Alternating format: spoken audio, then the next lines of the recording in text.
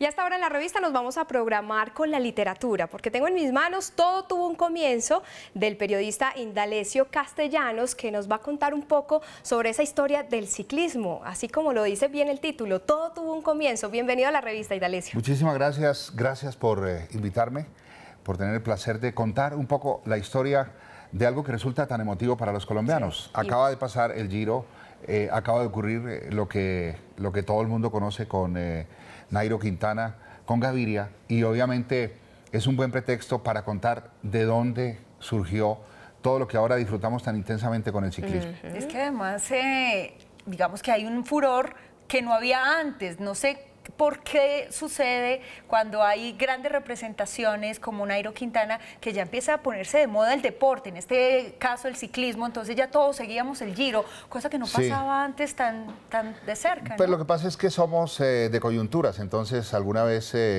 cuando Juan Pablo Montoya ganaba y estaba en la Fórmula 1, todos los niños querían ser Juan Pablo Montoya. Es cierto. En otra época todos querían ser Lucho Herrera o Fabio Parra. A nosotros, por ejemplo, en el entorno regional en Boyacá, queríamos ser como Plinio Casas, por ejemplo, que era el más importante ciclista. Lo vi llegar en un vehículo de bomberos y se había ganado un vehículo espectacular, que era el primer premio cuando ganó la Vuelta a Chile, entonces yo quería ser como Plinio Casas. Y ocurre lo mismo con Nairo Quintana y con Gaviria ahora, ¿no? Son unos referentes. Pero ¿dónde comienza todo? ¿Quiénes son esos primeros representantes del ciclismo en Colombia y que aparte de eso te empiezan a apasionar para hoy en día pues ya tener esta publicación? Bueno, el referente más importante, digamos, de este libro, Todo tuvo un comienzo, es Efraín Forero. Fue bautizado por Carlos Arturo Rueda, un gran hombre de la radio. No era colombiano, era de Costa Rica, pero vino al país y se convirtió en el referente más importante de la radio, del ciclismo, del fútbol, e incluso fue el primero que narró una pelea de boxeo en el país. Él bautizó a Efraín Forero como el indomable Zipa, porque en el año 1951 Efraín ganó casi todas las etapas de la primera vuelta a Colombia y además fue el campeón con una ventaja superior a 1 hora sobre el segundo. Pero, digamos, lo admirable no es de suyo que él la hubiera ganado, sino en las condiciones en que las ganó. Un país sin carreteras, un país que venía de afrontar la violencia política después de la muerte de Gaitán en 1948, y la Vuelta a Colombia fue como un pretexto para unificar todas las regiones del país, para que la gente, independientemente de si eran liberales o conservadores, pudieran salir a las calles a recibir a los ciclistas. Y los ciclistas se convirtieron en verdaderos héroes.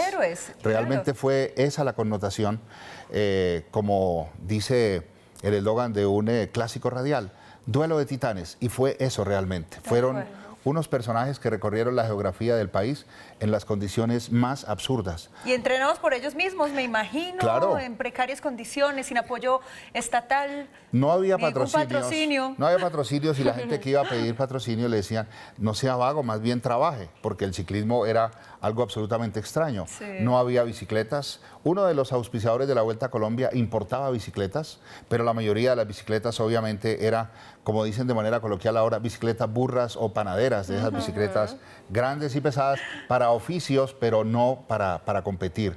Claro. De tal manera que la circunstancia en que la Vuelta se realizó fue de admirar. Y por eso, en esa dirección, yo cuento la historia de Efraín Forero. Por ejemplo, él no iba acompañado por un entrenador, iba acompañado por su mamá.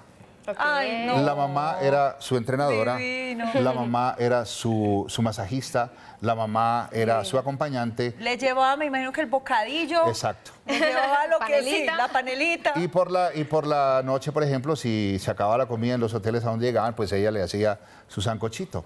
Ay, ¿qué tal? Sí, este encuentro con Efraín fue de una semana, porque pues tuviste el placer de estar con él y hablar con él y pues que te contara todas estas historias. Pues fue durante 2 meses, me reuní regularmente 2 días a la semana. Él vive en una cómoda casa del occidente de Bogotá, en Fontibón. Ahí antes hacía todavía bicicleta estática, hasta hace 2 años todavía montaba don Efraín, pero ahora él se sienta a mirar televisión y a escuchar el ruido de los aviones que salen por esa zona del occidente de Bogotá. Y ahí me reuní con él a hablar. Tiene una memoria excepcional. Han pasado muchos años, pero tiene frescos todos los recuerdos de la Vuelta y a revisar sus álbumes, sus fotografías. En blanco y negro. En blanco y Claro. negro. Y obviamente sus recortes de periódico, que los tiene absolutamente guardados con toda la devoción y con todo el cariño. ¿Y cómo verá don Efraín a esta altura del paseo, digamos que siendo uno de los pioneros de estas vueltas, de la Vuelta a Colombia, ver a un Nairo, a Gaviria, a tantos corredores que han ganado triunfos para Colombia internacional? Pues es un hombre absolutamente feliz viendo que lo que él sembró, porque es un verdadero pionero del ciclismo, ganó la primera vuelta, pero además ayudó a organizarla, entonces tiene ese doble orgullo de haber sido deportista y de alguna manera pionero de la vuelta. Y él es absolutamente feliz. Con lo del libro, por ejemplo, que nos acompaña a contar su historia, que se siente en un auditorio estudiantil en las universidades o en los sitios a donde hemos ido a conversar del libro, lo ha hecho absolutamente feliz. Él entra levantando las manos como si llegara al final de una etapa. ¿Cuántos años tiene? Tiene 87 años. ¡Ay, Dios! Y es un hombre supremamente vital. Además, miren esto, terminaban Longevo. las etapas y las mujeres me asediaban.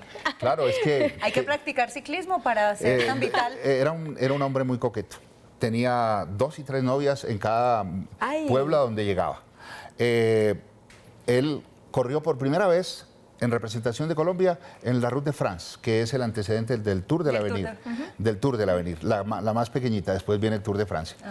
Y se accidentó, duró como 6 meses recuperándose en Francia y durante ese tiempo consiguió novia francesa. Dice que no hablaba francés, le decía monita, y se entendía, no sé cómo hacía, pero se entendía. Claro, Además a punta a su de hija, vino, cualquiera se entiende. y además a su hija le puso Francia.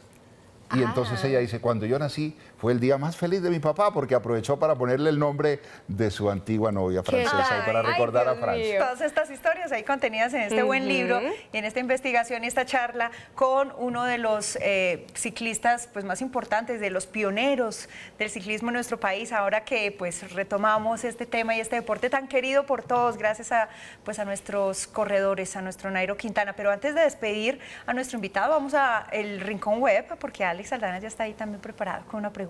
Claro que sí, me place saludar a don Indalecio Castellanos, con quien he tenido la oportunidad de compartir en radio. Es uno de los hombres que más sabe de radio en este país. Quiero contarles a ustedes y a todos los televidentes, tanto. así que es una voz prodigiosa que la pueden escuchar los fines de semana. Indalecio, aquí en esta historia vemos esbozado varias etapas del ciclismo, pero yo quiero que le contemos y bajo el análisis tuyo, cómo se está viviendo ahorita esta crisis, porque hemos visto algunos enfrentamientos entre, por ejemplo, Nairo Quintana y la Federación de Ciclismo, donde se dice que a pesar de que el ciclismo, este deporte, es un orgullo nacional, falta apoyo. ¿Cómo se ve a través de estas páginas las crisis? Yo pienso que lo del ciclismo ha sido genético. Genético primero en la fuerza, en la fortaleza, en el vigor de los ciclistas. La demostración de lo que ha sido construir un deporte es lo que está pasando ahora. Ciclistas que prácticamente se forman solos.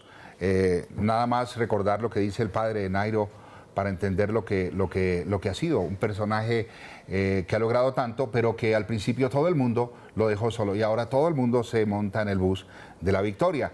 Y a nivel administrativo igual.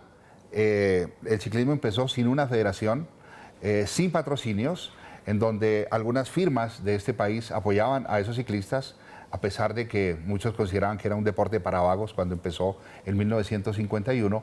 Y yo digo que los problemas administrativos se mantienen ahora, porque estos deportistas se han hecho a pulso, solos, y si han logrado trascender es porque tienen una estructura de equipos en el extranjero.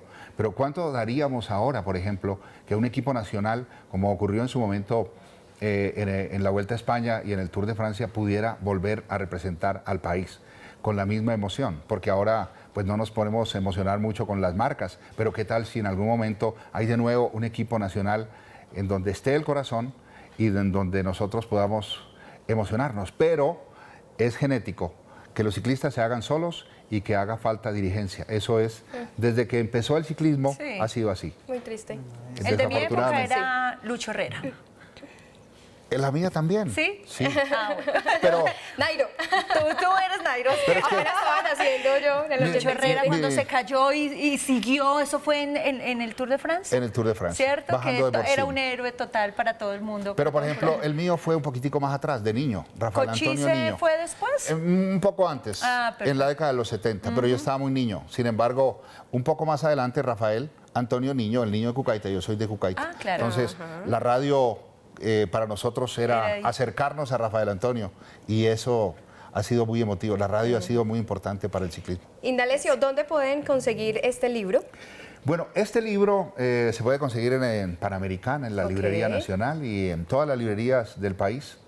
Editorial Aurora me ha hecho el honor de poder publicar un libro. Es complejo para alguien que no está en esa industria, pero me ha hecho inmensamente feliz contar esa historia y, por ejemplo, vivir momentos como este, estar con ustedes, Ay, qué mujeres lindo. tan bellas. Pues bueno, Hablando de Indalecio ciclismo. Castellano, ahí está recomendado. Todo tuvo un comienzo en las librerías para que conozcan un poco de la historia de nuestro ciclismo. Siempre bienvenido. Muchísimas un gusto, gracias. gracias por tu labor. Felicidades también en la radio durante tantos años y por esa voz tan proyectada, tan profesional. Ahí lo hacemos con todo el cariño. Muchas gracias. No, muchas me ha gracias hecho a ti. feliz estar acá. Gracias, de verdad.